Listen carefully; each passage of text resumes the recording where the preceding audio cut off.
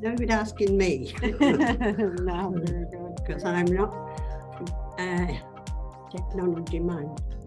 That's right. So, thank you for coming on to Courageous Dialogue, Maureen.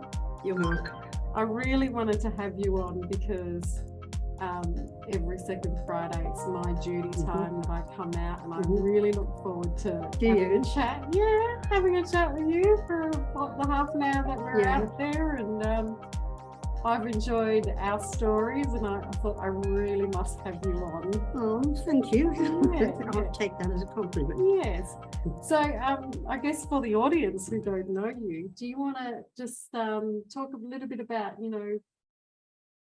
how long you've been the crossing, is it crossing supervisor? What's the correct technical No, it is a term? crossing supervisor. As people always say, lollipop lady, but Yeah. mostly they don't say that nowadays. They just call me Maureen anyway, so which is great. Actually, on Friday, 24th, will be my 28th year. Wow. At the same school, at our college? Yes, yes. Yeah. That I did 10 years. Then I had a break because we went traveling and one thing and another. And then, and I previously always worked full time. Yeah. So I just decided I didn't want to do full time anymore because we wanted to, go out and whatever. So then I reapplied, and I just said to my bosses at the council, if John Paul College comes available, I would like it back, please. Yeah. And I was fortunate that I had a good boss then, and he said, okay, Maureen, we'll see what we can do. And I thought, probably not. Yeah. But I did. So Fantastic. about a month later. And we're so lucky to have you. So one of the things that I really like is that almost all of the kids' names. Actually, it hasn't been easy this time because of, the 2-year COVID years with all the lockdown. And it's in the first term that I get to know the children more. Yeah. And then towards the end, when year 12s are leaving, that's when I ask the question of what are you going to do when you finish here? And they, fill me in, and some of them still don't know. Yeah. So at the beginning of the year, I like to welcome them and introduce myself. And they love it. There was a crazy scenario here a few weeks back. What was it, Easter or something, where you were handing out something? Oh, the lollipops. I've been doing that, always. But I mean, when I first started, there was only about 50 children on the crossing. Now there's at least 250. So normally they don't come rushing from the other side, maybe one or two, but this year went crazy. And I thought, I can't do this like this at Easter again, because because we're not really supposed to give them. Yeah. So we won't tell anyone. If any of the parents complain, I'm holding up the traffic because all these kids came. And then in the end, I just had to put my hand up and I said, no more. Yeah. No more. And this one child had 4 in his hand. I said, 1. Do I need to edit this part out? No, leave it in. No, part of my life. So Courageous Dialogues is all about, how we all sort of connect with each other and with our community. And one of the stories that you told me a few months back, you do volunteering. Talk to us a little bit about that. I'm a volunteer welfare officer for the RSL. We supposed to visit the DVA. That's the people who have been in the Army, Navy, Air Force, whatever. And then they're put into homes or whatever. And they're the people that RSL, help out. So we do that. We just visit them, talk to them, and basically if there's anything they require, we refer it back to the RSL people who are in charge of whatever, if they need a will or something, or need any wheelchairs or something done. Yeah. You know. So it's basically feedback for the RSL, and I've been doing that for 15 years. How did you get involved in that? How did you like decide one day? The Yes, trouble I'm gonna is volunteer and I can't just sit around doing nothing. you know, I figured we're gonna pull out a few things later. I can see that. And you know, I just like the crossing's fine, and I love it. I really do. I do love my crossing. This one, I mean, I relieve at other crossings when we have a day off. And when we finish early at Christmas time, then I'll usually go to other crossings for the 2 weeks before the other schools finish.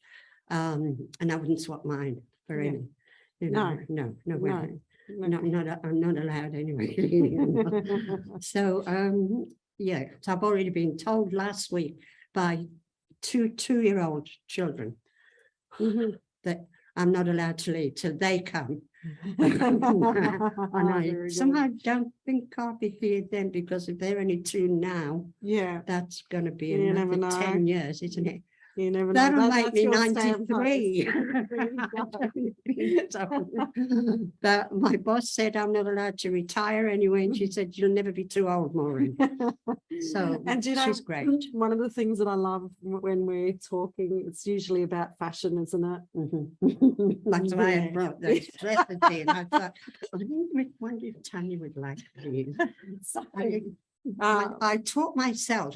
So tell us a little and bit I about can't follow this a pattern. Sexy green dress. If I was skinnier, Maureen, this would be on me right now. But look, I mean, you see, it does. It's I mean, I that's did really wear good? something underneath. Well, or, you But know, it's not a beautiful. corset. So and you the bra. formed this at one stage. Yeah.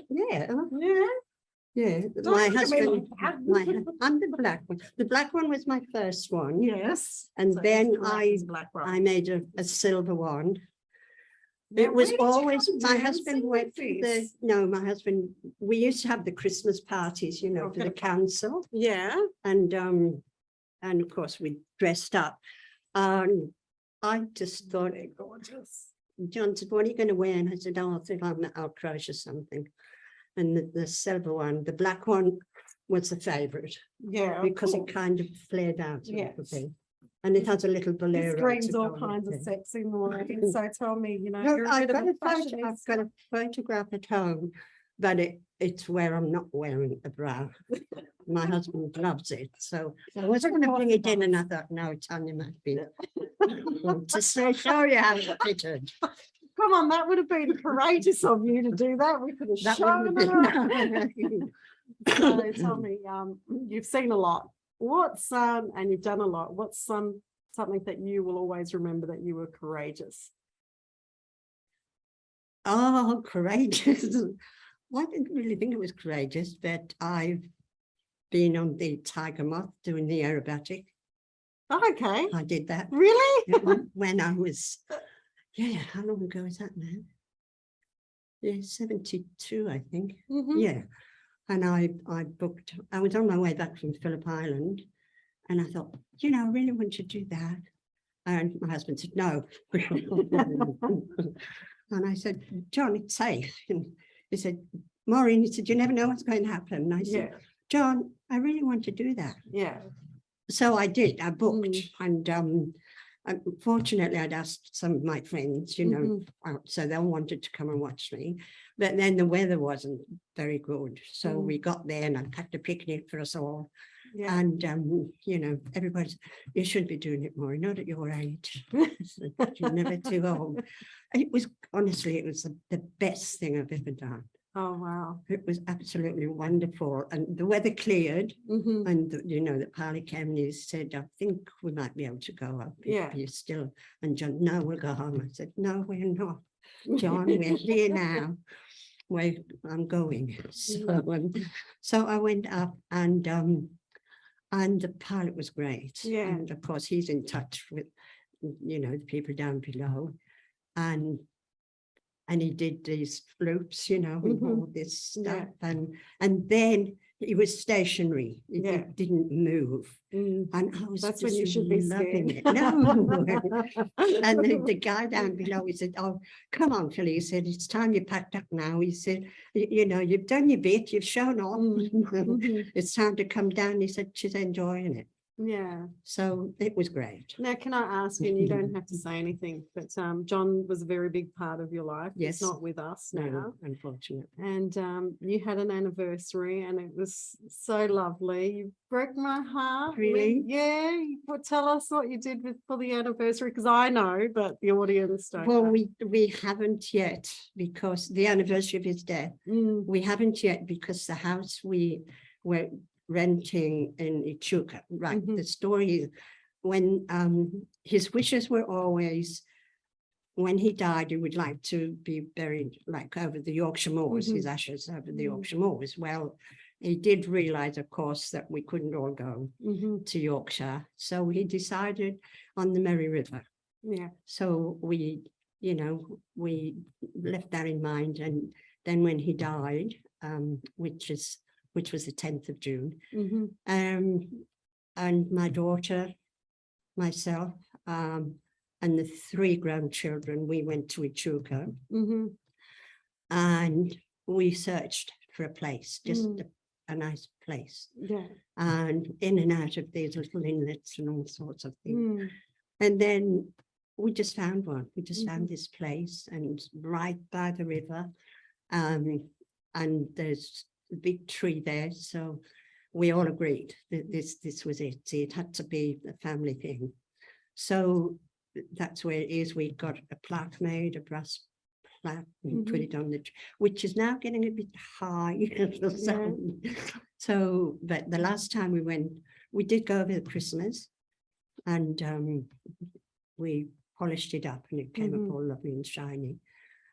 So the anniversary will be, we're hoping, we've got the house during the school holidays, so there will be grandchildren, my son-in-law, who I get on very well with, and daughter, and the great-grandchildren, and their so it's a 5-bedroom house, so we're all going up there, and it's a celebration of his life. Yeah, fantastic. So because this is sort of like real conversations, how hard was it for you when John, you know, passed away? well, I was here. I was at, when he died, and when Dick came to the funeral, and I forgot his name now. It'll come to me. It was hard. It still is. Yeah. So like afterwards, so, you know, the living by yourself after being with someone for so long, what are some of the challenges that, you know, you faced, and you want people to say, you know, if you're in this scenario, you know, it's okay. Well, I've always been a positive thinker, and like with the tiger moth, you know, that was my, if I could do that, I could do anything. So then, you know, I didn't take time off work. I just decided I was not going to. Gotta keep busy. Yes. And the same with the welfare work, you know, because then I took on an extra 2 nursing homes. Now I've only got 2, which is enough, really. Imagine. So you kept busy. Yeah, you kept busy. With and I talk to him all the time. Talk to him. I mean, he knows we're going back to Echuca to see him this weekend. So every now and again say, you bastard, John. No, I just complain because it chose winter to die. Because, you know, we were there 3 years. No, not 3 years, because COVID interrupted all of that. Must have been about 4 years ago. Anyway, we went with, we didn't have all the great grandchildren, we only had one then. And anyway, we went, and it was wet and miserable. My grandson-in-law, they booked into another cabin, you know, because there was too many of us. Anyway, we were going to the RSL for dinner, so he wasn't looking where he was going, and he fell over them. You shouldn't be laughing, you know that. No, but I do. I do. But then the very next day, where John's ushers are, you know, like there's well, you can park the car there, but you have to go up a slope, and of course, where the tree and do all the thing, and then come back down again. And it was slippery, so I slipped and slid down into one of the mounds, and Angela said, "Not getting into my car, like looking like that. You're not getting into my car." And I said, "Doesn't this remind you of something?" And she said, "No." Well, when they were teenagers, we went to Sydney, and on the way there, we booked into this Kayama. I don't know if you know it. There's a blowhole there. Anyway, it was wet and wet again. So we booked into here, and it was the smallest place they could possibly find for it. But we needed to get a long lead to plug into the electricity. So John said, "Well, we'll go back down to the shops." Anyway, my case just happened to be on top of the camper van that we had our own, on top of there. But as we got the camper van up on the top where it's supposed to, and I slipped down into this big pool, and I just sat there laughing. I can't help you. Okay, so like, we're gonna wind up with courageous dialogues. What do you want to tell people? You know what? Stop it. Don't worry about that. That's nonsense. Just what do you want to tell the young people of today? Like, just in terms of things that they don't really need to worry about, that aren't going to matter. Well, just at the weekend, I happened to say to my granddaughter, Ziva, she's had a lot of problems. She's had 3 open heart operations. She will be having to have another one. But she comes every weekend. She couldn't last weekend because they've got COVID. That was another reason we couldn't have gone. Oh, okay. So it would have been cancelled anyway, because Angela, my daughter, and Ziva both got COVID. And then Ziva started talking about the Ukraine, all the trouble there. Why don't they just hand it over? And I said, "Well, you can't do that, Ziva." I said, "Well, she said, "But you can." She said, "But then it would stop the killing." I said, "It wouldn't actually." I said, "Because this person in Russia, he wants that land." I said, "And he's not a nice man." I said, "So," she said, "But then he won't be killing everybody else, will he?" I said, "It doesn't work like that." And she said, "Well, it's sad." And I said, "I know, it's cruel." I said, "It is cruel." I said, "But, you know, look on the bright side." I said, "The people are getting support from other countries." I said, "And, you know, they'll get on with their life eventually." I said, "It's not going to be easy." I said, "But, you know," I said, "just look at it on the bright side." Yeah. Thank you for coming on to Courageous Dialogues. I almost feel like you've got to have the last line here. Say something that you want people to be courageous. Courageous. Well, if there's really something you really want to do and you're scared of doing it, do it. Yeah. Just don't, you know, I mean, everyone, my friends, everyone saying, "Don't do it." Yeah. I want to do it. Yeah. And I would do it again. I would do it again. The other thing I would like to do, but I'm afraid I've got like 2 hips. Both my hips have been done. So they're not really your hips. No, they're somebody else's.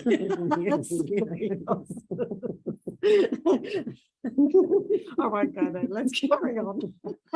Well, no, I would love to, you know, do the parachute out of, but then I'd be afraid of. Oh no, it's the best thing when you hit the ground. I've done it. Yeah. So we have this rule whenever I used to travel with my young kids. Now they're older. So, but we had this rule where everyone had to pick an activity whenever we went away. Yeah. And everyone had to do it.